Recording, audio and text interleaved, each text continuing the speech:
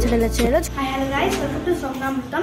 ఈరోజు నాకు టమాటా పచ్చడి ఉంది. ఒకసారి మమ్మీని అడుగుదాం. మమ్మీ మమ్మీ టమాటా పచ్చడి తినాలని ఉంది మమ్మీ. సరే చేస్తారా. ఇప్పుడు టమాటా పచ్చడికి కావాల్సినవి టమాటాలు 1/2 kg తీసుకున్నాను, కొత్తిమీర, పుదీనా, పచ్చిమిర్చి, చింతపండు, నువ్వులు, మెంతం కూర. నేను టమాటా పచ్చడిలో మెంతం కూర కూడా వేస్తాను. మనం కొత్తిమీర, పుదీనా, పచ్చిమిరపకాయలు వేసే చేసుకున్నాం కదా, మెంతం కూర వేస్తే ఎలా ఉంటుందో చూద్దాం. ఇప్పుడు ఫస్ట్ స్టవ్ ఆన్ చేసుకుందాము. స్టవ్ ఆన్ చేసుకొని టమాటోస్ పెట్టేసుకోండి.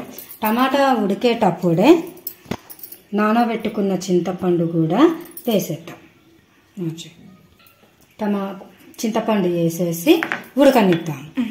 ఇప్పుడు పచ్చిమిర్చి, ఈ కొత్తిమీర, పుదీనా, మెంతం కూర ఇవన్నీ వేయించుకుందాం. ఇప్పుడు స్టవ్ వెలిగించుకొని కడాయి పెట్టుకుందాం. కడాయి హీట్ అవ్వగానే ఆపు. ఇప్పుడు నువ్వులు వేయించుకుందాం. ఇవి చిటపటలాడుతున్నాయి. ఇప్పుడు నువ్వులు వేగిపోయాయి, తీసేసుకుందాం. మళ్ళీ నూనె పోసుకుందాం. టమాటా ఉడుకుతుంది,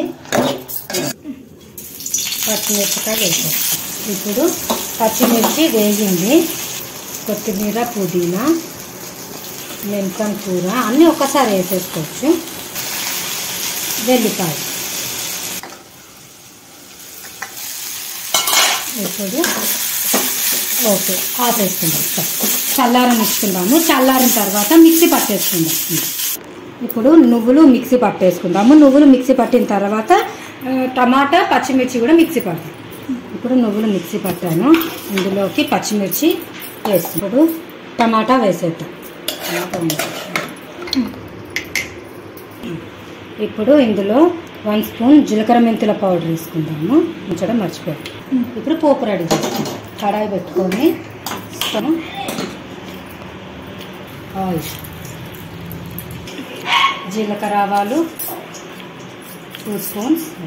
జీలకర్ర ఆవాలు వేగాయి కదా, 4 కొద్దిగా ఇంగువ, కరివేపాకు, కొద్దిగా పసుపు. స్టవ్ ఆఫ్ చేసి పచ్చడి ఇందులో వేసేసుకుంటాం. టమాటా పచ్చడి అయిపోయింది. చూడండి ఎంత యమ్మీ యమ్మీ ఉందో.